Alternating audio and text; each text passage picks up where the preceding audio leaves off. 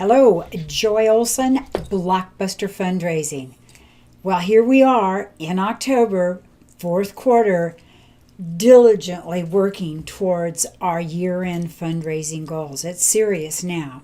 And of course, it's always serious in fundraising, isn't it? But now that we're in fourth quarter and we know how important December is to our achieving our best year-end goals, we realize that it is now time to really hone in on those stories that we've been thinking about all year long. And a lot of us, those of you that work with me, have your inspiration folder now to fall back on, where you have strategically placed, I might add, some of your very best stories throughout the year. Stories that you thought would be great motivators because they've motivated you or someone on your staff or one of your donors or one of your volunteers. They're stories that really tug the heartstrings.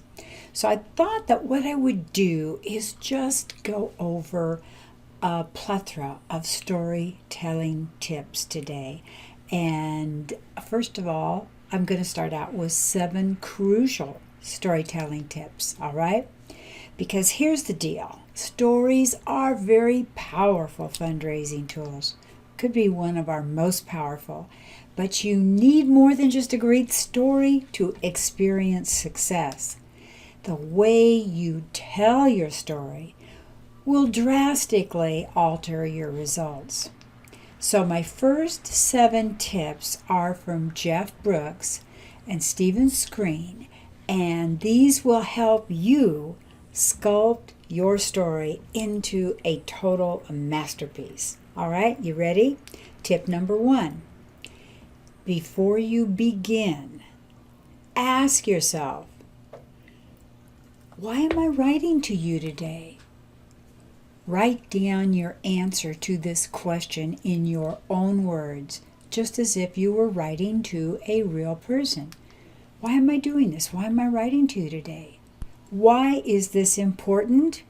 Well, first of all, doing this will help you recognize immediately if your answer isn't great, if it's lacking in depth, if it's lacking in focus or inspiration. And also, writing out your reason will help you focus and provide a plan before you begin writing. Sounds good, right? Tip number 2 for your stories. Have 2 protagonists. Your story should include 2 protagonists, your donor and your beneficiary. The beneficiary is not your organization. Your organization isn't even in the story, really. Now, why is this important?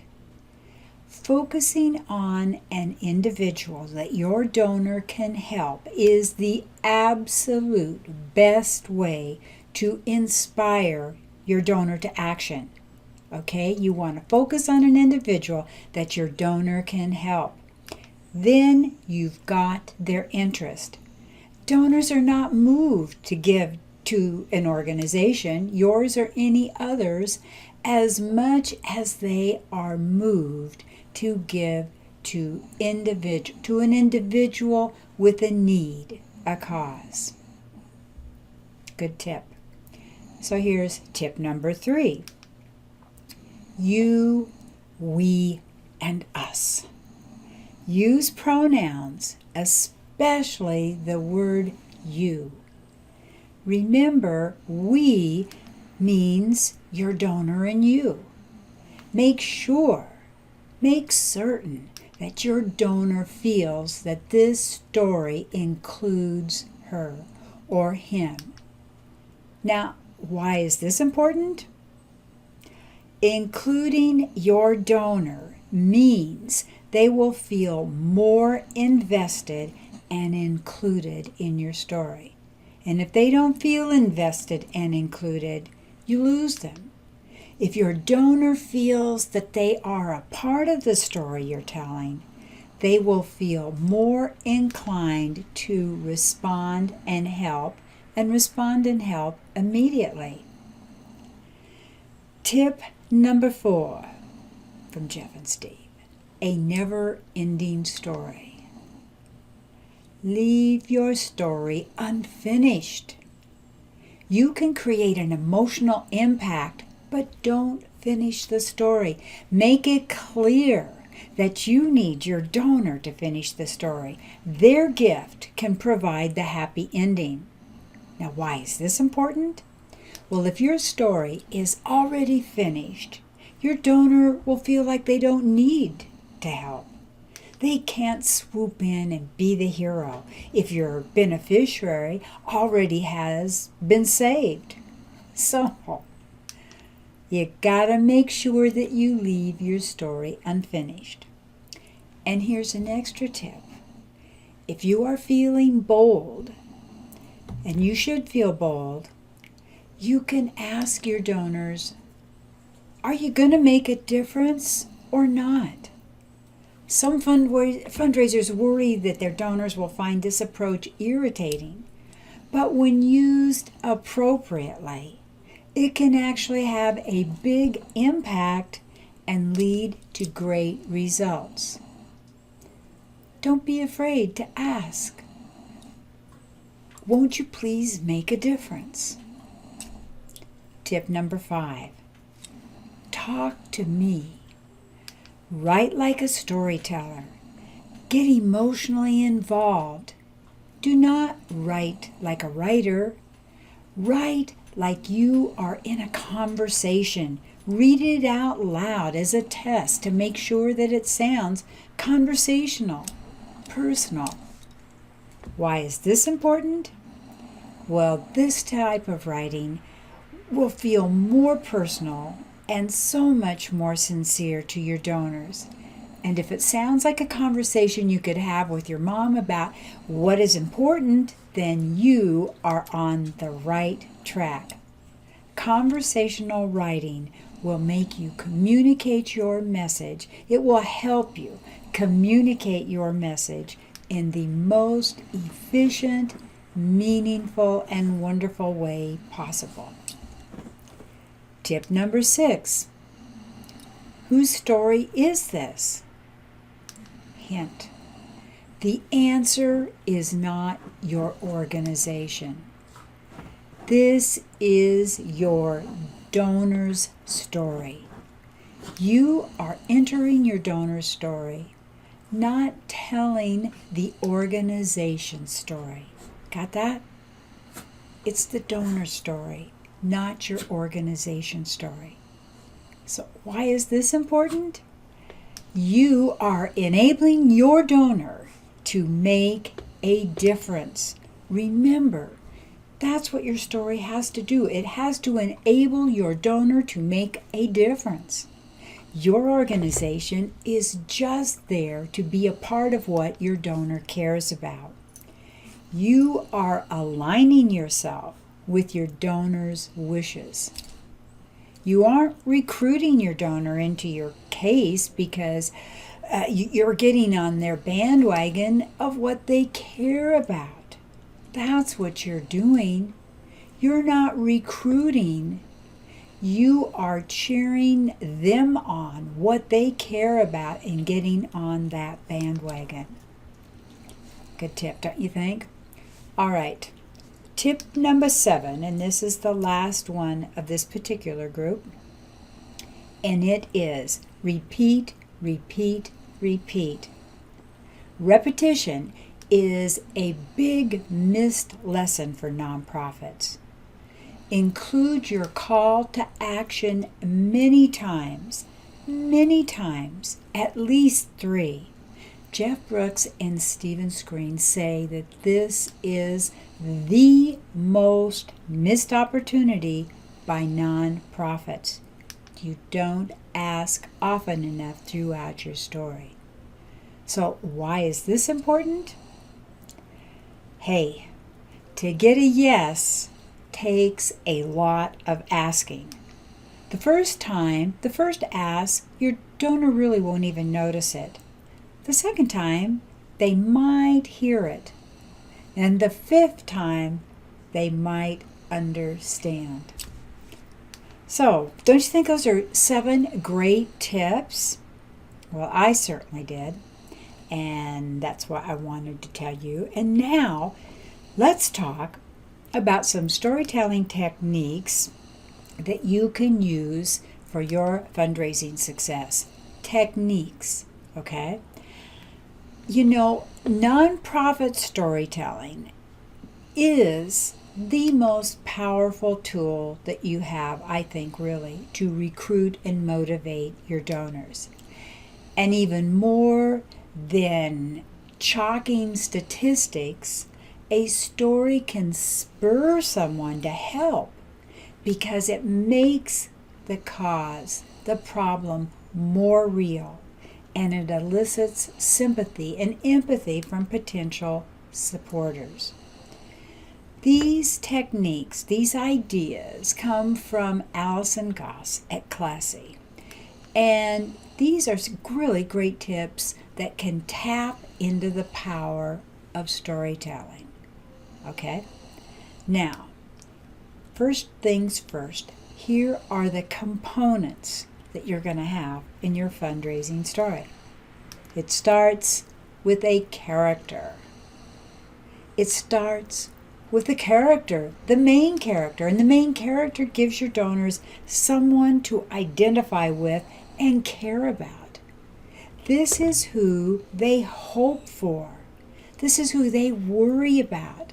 This is who they fear for and they cheer for. So decide who is your character and keep it to one person, one animal. Don't make it about a group if you want to experience best success. All right, now you've got your character. Now, secondly, you need some details because details are what make your character and story more reliable. You got to tell your audience something concrete about your character, something about your character that they will remember. Got that?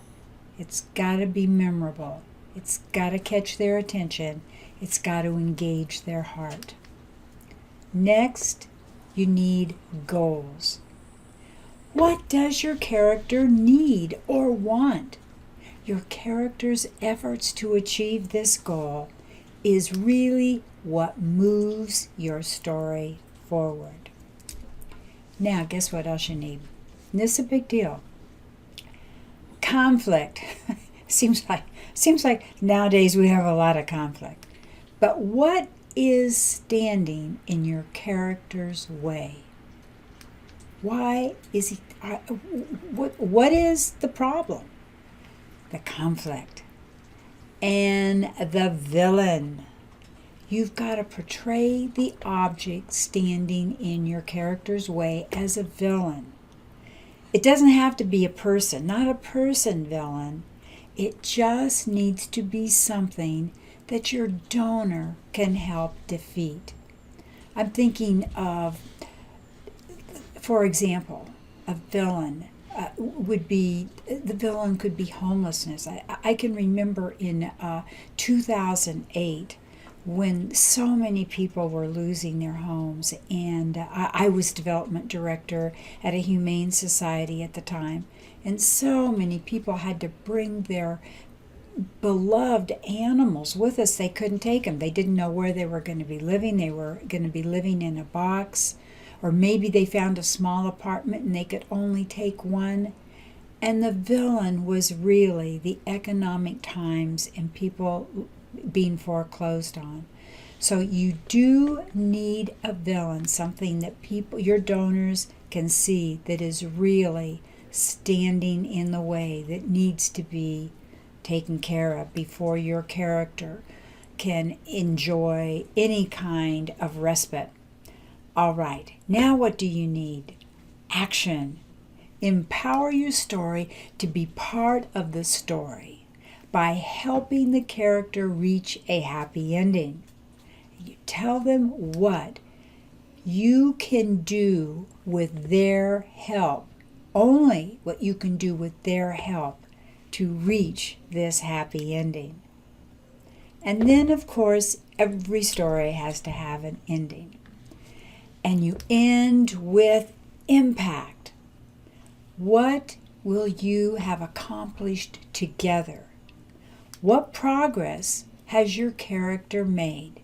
Make it clear that the fight isn't over and that their donation is what's going to be needed to keep it going. Well, keeping up with storytelling strategies, Allison also gives us 4 ways to present a story to help donors connect with your cause and move them to action. Are you ready? Back to the main character, you introduce just one individual. Very important. Donors are much more likely to act when given just one individual rather than groups. This is really so true in test after test.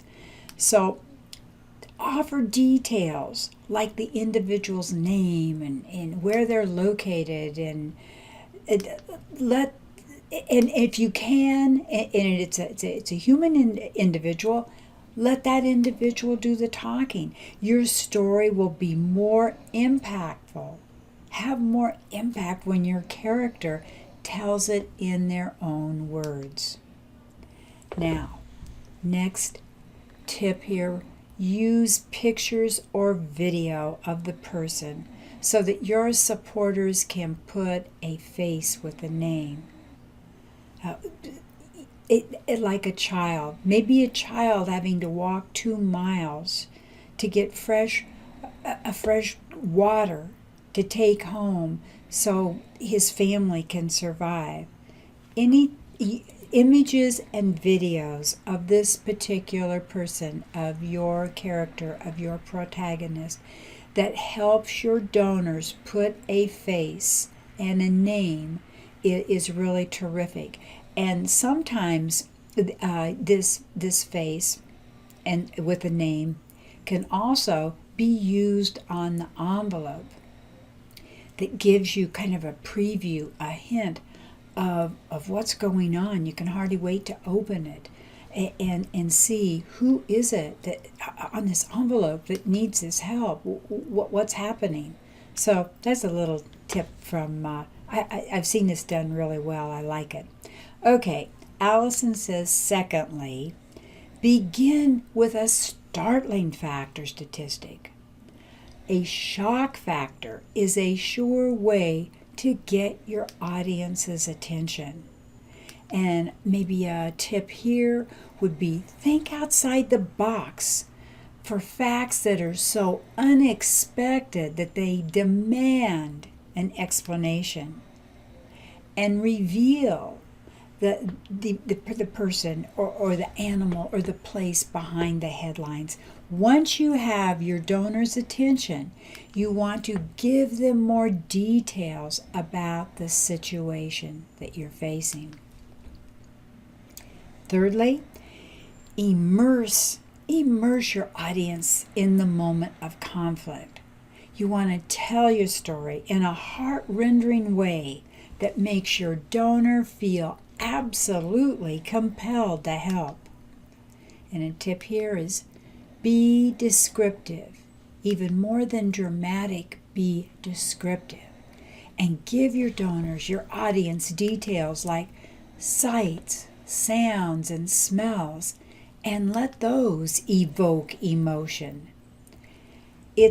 Remember, it's not enough to convey devastation.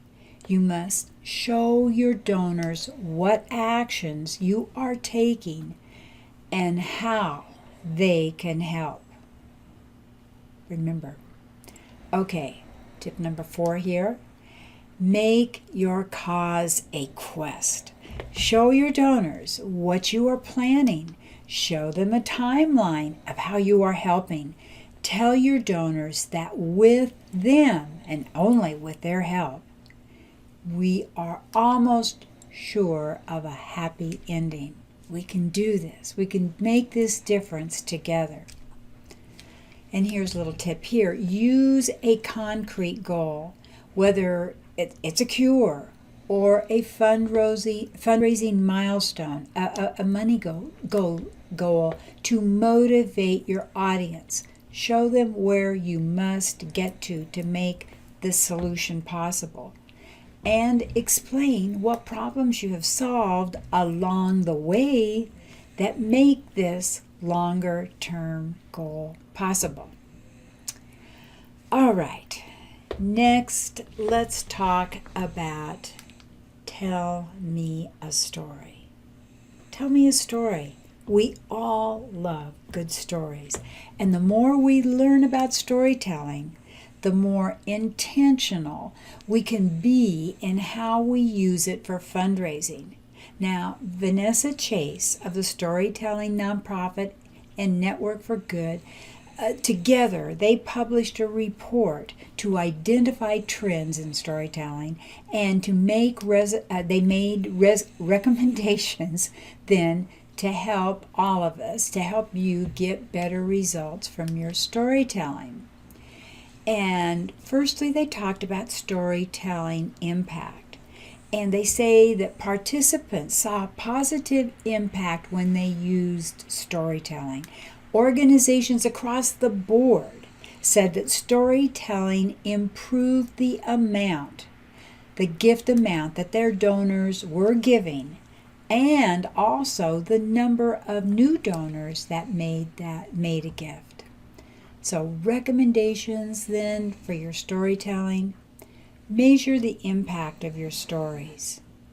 Create a culture of philanthropy. Use more video. Create a storytelling strategy, and you will definitely get more mileage from your stories. You know, when you talk about the culture of storytelling, become a story collector. I love to collect stories, and you know that it's a wonderful thing to donate to other nonprofits and see their stories too. It gives you lots of great ideas. So, if you want your organization to tell more stories, start by making time for storytelling in your organization. Foster the culture of storytelling. Provide your colleagues, your staff, with more frequent updates about your work and the stories that you hear from donors. Use the first 5 minutes of meetings, of your staff meetings, for storytelling and updates. And you're going to find that all of the different departments within your organization have stories too. And don't forget your volunteers. And don't forget your donors, and don't forget your board. They all have some great stories, because after all, they're there too, and they also care about the organization. You know, fundraising is certainly still the absolute bedrock of our work, but the stories allow us to enhance our fundraising appeals and messaging. Truthfully, I think that stories make all the difference between just doing okay and really being an outstanding fundraising success. And I think that those stories should follow through in your thank you note too. And it's just as a little PS here, a little tip from me, and is while you are coming up with your story and putting it in a form in your annual appeal or your emails, write your thank you note at the same time. Make this cohesive, because anybody that answers this appeal because of this story, you want to make it consistent and how you helped, they totally helped solve this situation, and how appreciated they are. Okay, well, back to fundraising appeals. The challenge is for all of us to tell the right story during the right appeal, and then coordinating storytelling on an ongoing basis. So you want to create your storytelling plan in order to make sure that you are using your stories effectively. And so when you create this storytelling plan, consider this. Answer these questions. Which appeals are going out when? What is the ask of each appeal? Who is the donor audience for that appeal? And then which story will work well with which appeal? Really, that is so important. And use more video. Oh my gosh. Way back in 2014, Cisco forecast that videos would account for 79% of all internet traffic by 2018. And it surpassed that now in 2018. But a lot of nonprofits are still not using videos.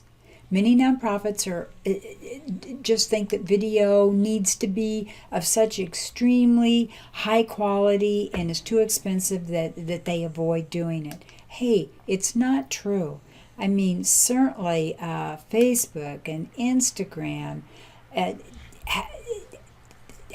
YouTube has proved this. People really respond to homespun videos and stories.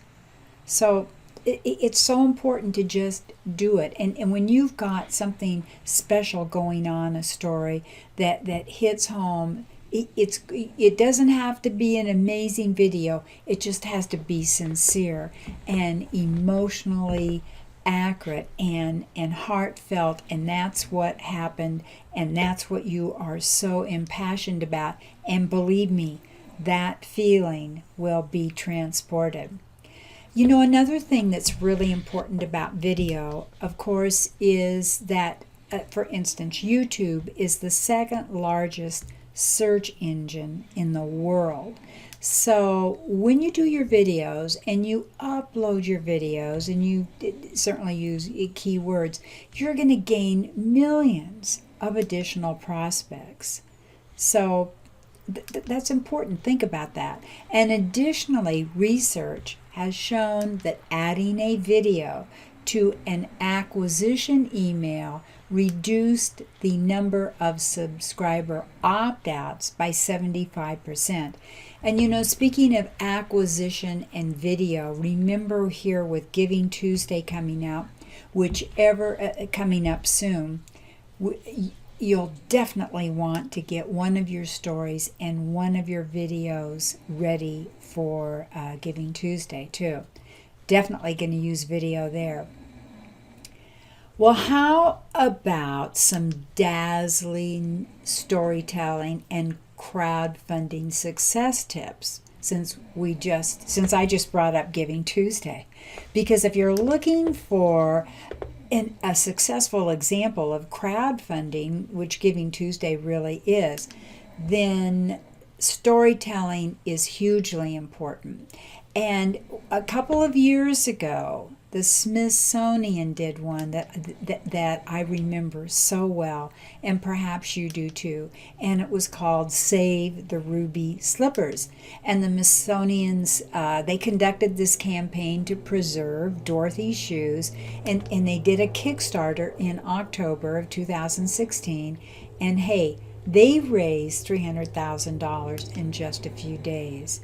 So of course, Save the Ruby Slippers is a great campaign because so many people related to Dorothy's shoes and what that meant to our childhood and our image of home. So that's easy to see. But what else can we all learn from their resounding success? What made this crowdfunding campaign a success? Well, the experts say they had great success because, one, they told us what would be involved in the conservation, what it would take. Number 2, they told us why the Smithsonian needed us to help them. Thirdly, they answered questions about where their funding comes from. Fourthly, they explained what was happening to the slippers. Sixthly, they showed pictures of how those slippers would be preserved. And seventh, they explained why it was important. And then they even told us what goes into the process of conservation. They talked about the amount they needed and backed that goal up by explaining what was included in the budget and how much each item cost. And remember, this is crowdfunding. So, and the reason I went into this is because a lot of us are going crowdfunding, using it as peripheral fundraising tactics for projects that come up that we need help with that weren't in the budget. And also, I think crowdfunding is really an important part of a successful Giving Tuesday. So, the Smithsonian, they talked about their own history and they explained where the slippers would be displayed. And hey, do you think they stopped when they reached their $300,000 in 3 days? No, sirree. When they reached their goal, they were ready to stretch the project. And they announced they needed $85,000 to conserve and display the scarecrow costume. So why I bring this up is think your project through, like for Giving Tuesday. How much exactly do you need? And then have a backup plan for, you're going to tell this story so well that you're going to surpass your goal. What else can you do? What else can you do that fits in nicely with goal number A? And the Smithsonian, they thank their donors and they thank them for getting them to the goal, and they explained that the slippers would now be left sparkling for future generations. They made sure that donors felt like team members who had accomplished a great success. Whew! All right, so you got a little excitement there, a little thinking for the Giving Tuesday part of your crowdfunding fundraising. Last but not least, let's talk about rocking your storytelling. You can rock this because your nonprofit story is your most valuable asset. It really is. Your story can inspire action and create change. And if you can tell your story like a feature movie, your donors will never forget it. And even better, they'll share it with others. So think about that. Think about that. So we've gone over this. We've talked about it. The important story components, a character. Stories that draw people in are stories in which people care about, identify with, or are fascinated by a character. You've got to put your characters front and center. To rock your storytelling, you need a hero. You need this hero, and ideally, this would be your donor. Next, you need a threat. What is your donor saving your character from? What will happen without your donor's help? Yikes! The head and the heart. You need to balance this combination, the head and the heart. Don't just give the facts and figures. To really tell a story well, you have to be able to hold someone's pain. There was a nonprofit technology conference that talked about stories, and they gave their top 10 insights, and they said that number 1, the best stories are the ones that you remember, that move you to share and take action. Number 2, people will forget. They're going to forget what you told them, and they'll forget what you did, but they will never forget how you made them feel through your story. So make your story about your case and the character who will be helped. Thirdly, your storytelling doesn't have to live within your marketing team. Your donors can contribute by sharing. And you can suggest that to them. If you love this story, and I think you will, share it, with your friends that care about this cause. All right, number 4, keep recording your stories. Keep that inspirational folder going. Talk to your donors and other staff and figure out some great stories to tell. And don't just wait till year end, because by now, if you got that inspiration story folder, you've already got some super ones to think about presenting this year end. All right, 5th, consider your medium. Tell stories in direct mail. You got 2 or 3 of those going out. Emails, you've got a lot of emails going out year end, and also in video form. So you got direct mail, email, video, and of course, social media too. All right, 6, in your video stories, make sure to not just have talking heads. And you can keep your videos to 1 to 2 minutes. 1-minute videos are great for uploading to stories, to Instagram, a lot of different places. So to keep them at 60 seconds is pretty invaluable because you can repurpose them a lot of different places. All right, 7, don't forget a story has a beginning, a middle, and an end. And you know what? You can get your calls to action in 1 in the beginning, 1 in the middle, and 1 in the end. Maybe 2 in the end, 1 in the PS too. 8, use an image to touch the heartstrings. Oh boy, this is the most important thing I think that comes up in a story is your image. And they say the best image that you can possibly get is with your protagonist, your character, looking directly into the camera. Don't want a group, you want one character. All right. 9, simple stories are the best. That's what they said. And 10, don't be afraid to fail. And I think really what this means is be bold. This is year end. If you've got a good story that needs to be told, don't worry that maybe it won't work because you've got a lot of opportunities to tell your stories. Go ahead and try it in one of the formats, maybe just in one of the emails. Don't be afraid to fail.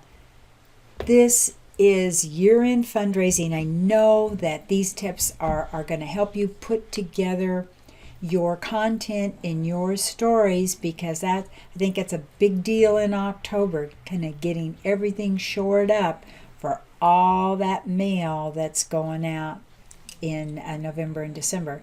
And hopefully you've got something going out this month too, because after all, it's Halloween. You can have some fun. Hey, we have fun here at Blockbuster Fundraising, and it's been fun to be with you today.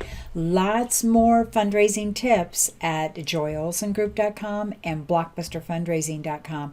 Hundreds, way over 300 free fundraising video tips on our YouTube channel. We are also putting our daily fundraising tips on Instagram too, IGTV, the longer ones, and then the stories, the daily tips. Remember that we have walked a mile in your shoes. For 20 years, we've gone through this last quarter of fundraising. So what we really try to project here and try to inspire and give you tips is what we would be doing if we were in the office this week getting ready for year-end fundraising. We are with you here.